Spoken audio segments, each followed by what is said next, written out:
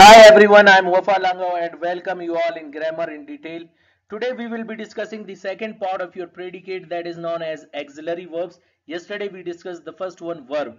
So definition of auxiliary verbs, those verbs which help the action verbs are called auxiliary verbs. If you remember in verb we discussed verb is a word which shows an action, state, condition, possession, presence, absence, etc. But auxiliary verbs only help your action verbs.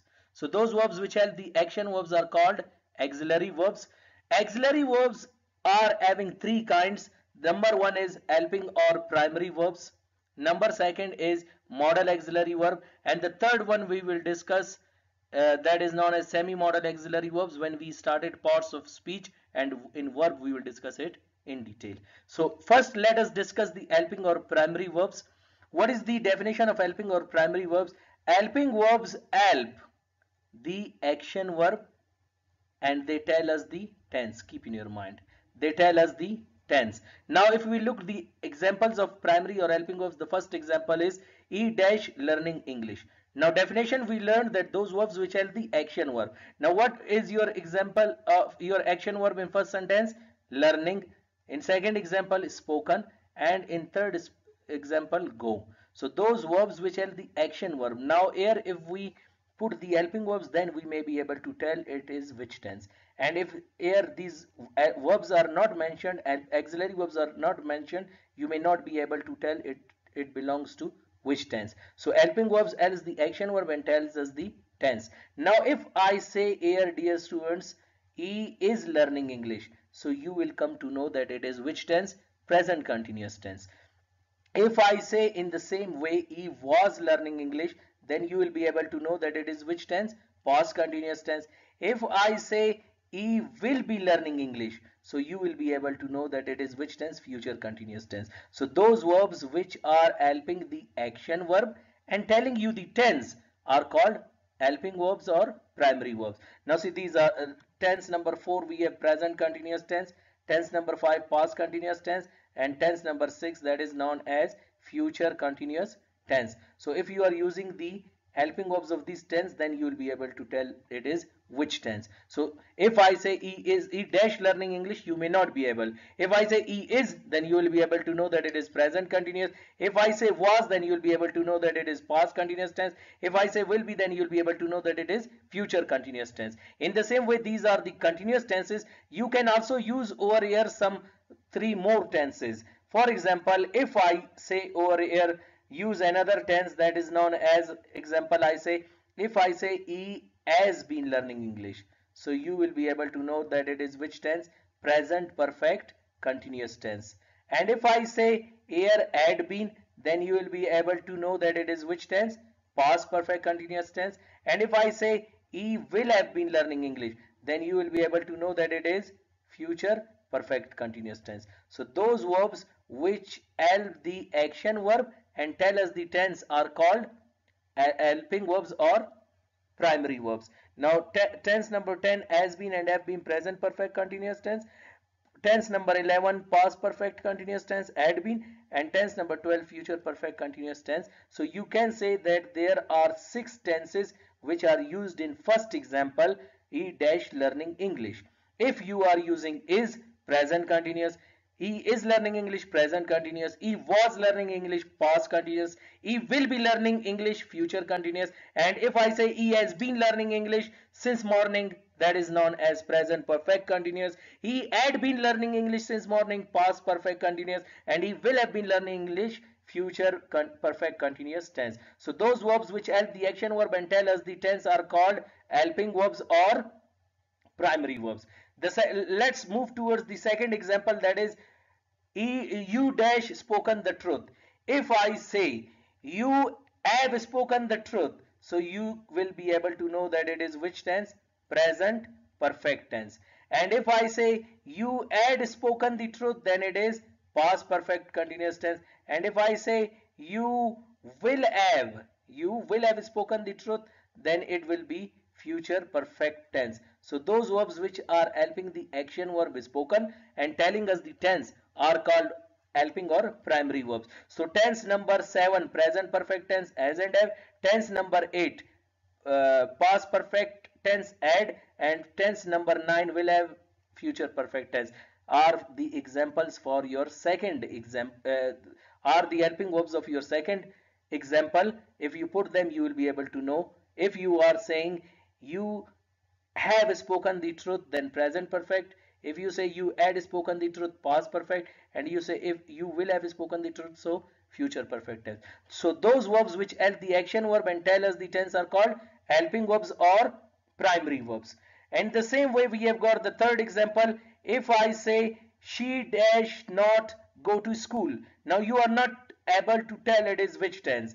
Definitely the definition says that helping verbs or primary verbs help the action verb and tell us the tense. Now if I say she does not go to school, so then you will be able to know that it is present indefinite. If you say she did not go to school, so then you will be able to know that it is past indefinite. And if you say she will not go to school, then you will be able to know that it is future indefinite tense. So see, those verbs which help the action verb, now do, did and will are helping the action verb go and telling you the tense. If you are saying she does not go to school, present indefinite. She did not go to school, past indefinite. And if you say she will not go to school, so that will be future indefinite. So tense number 1 present indefinite do and does, tense number 2 past indefinite did, and tense number 3 future indefinite will are the helping verbs of your third example. If you put them, you will be able to know that which tense they belong to.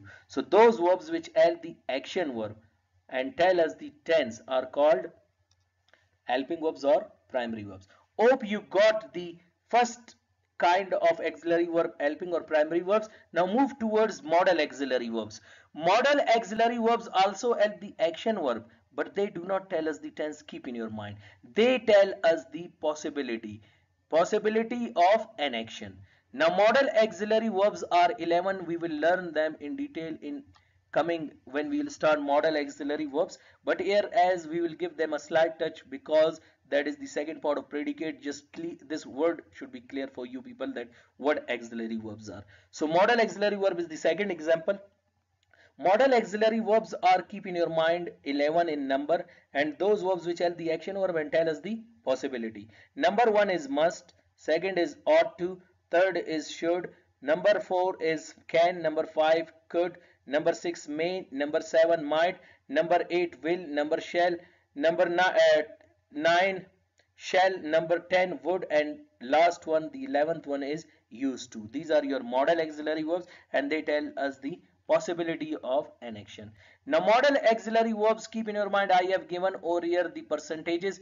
Keep in your mind these percentages you will never find in any book. These I have just given to clear the concept of my students that how they are going to use them in their examples. Now example for this modal auxiliary verb is we dash learn English. Now here we are not sure that what is the possibility of this action. If we say dear students here must, so it means that this work is 100% to be done. It is a sort of an obligatory to you. You need to perform it. We must learning English.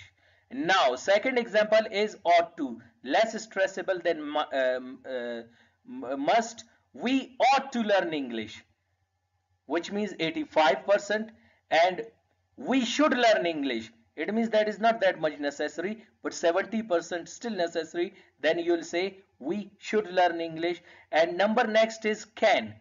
That is used for 50%. We say that we can learn English. That means 50%. Could 40%. We could learn English. And may 30%. We may learn English. And the last one is might. We might learn English. So dear students, these are the modal auxiliary verbs. Keep in your mind these 8 modal auxiliary verbs have got their percentages. Now here one thing is to be noted, that while having our expressions we need to use intonation. What do we mean by intonation? Intonation means your expression while explaining something. Now if it is must, so you must have the energy of 100%. Ought to less than must, should less than ought to, can less than should, could less than can, and may less than could, and might less than may. For example, now I'll be expressing them one by one. If I say must, so I'll be using expressions in the same way. We must learn English. We ought to learn English. We should learn English. We can learn English. We could learn English. We may learn English. We might learn English. So this is what called intonation. Expressions must be there. Might learn English means there are quite less chances, and may more than might, could more than may, can more than could, should can more than can, ought to more than should, and must more than ought to. So hope you got the possibilities of your modal auxiliary verbs. Now let's little bit discuss about will and shall. Keep in your mind, will is used in informal spoken English, shall is used in formal spoken English, would is used for unreal situations, and used to is used for past habits and actions. We will learn English. We shall learn English. We would learn English. Would learn English means past unreal situation. For example, I say we would learn English. There were two reasons we did not learn English. Number one, we were not having the opportunities, and number second, we did not have the chance to learn it, or we were not given chance by someone to learn it. Somehow used to is used for past habits and actions which we have left now. For example, I say we used to learn English, now we do not learn English, we teach English, suppose. But in past we would say that we used to learn English. Keep in your mind, in used to your D is silent, you will pronounce it used to. So we will say we used to learn English. Hope you got the lecture. One thing more, let me clear, might these two words have this confusion. Modal auxiliary verb can has got the usage, past usage could, and may using having past of might. So keep in your mind modal auxiliary verbs when we will learn them inshallah in detail in coming lectures in parts of speech. One thing let me clear for you people now, those students may have this question in their mind.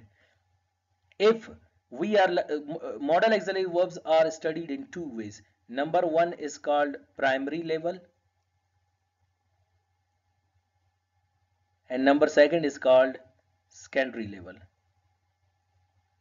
In primary level, you will learn the usages of modal auxiliary verbs. For example, can is a modal auxiliary verb. It is used for physical ability, mental ability, it is used for authority, it is used for permission, and it is used for possibility. So usages we will be learning in primary level, and secondary level I have cleared your concept that these are the modal auxiliary verbs and having these possibilities. Hope you got the lecture. Inshallah we will be having next lecture about main verb, that will be the third part of your predicate. Wish you best of luck. See you next time. Allah Hafiz.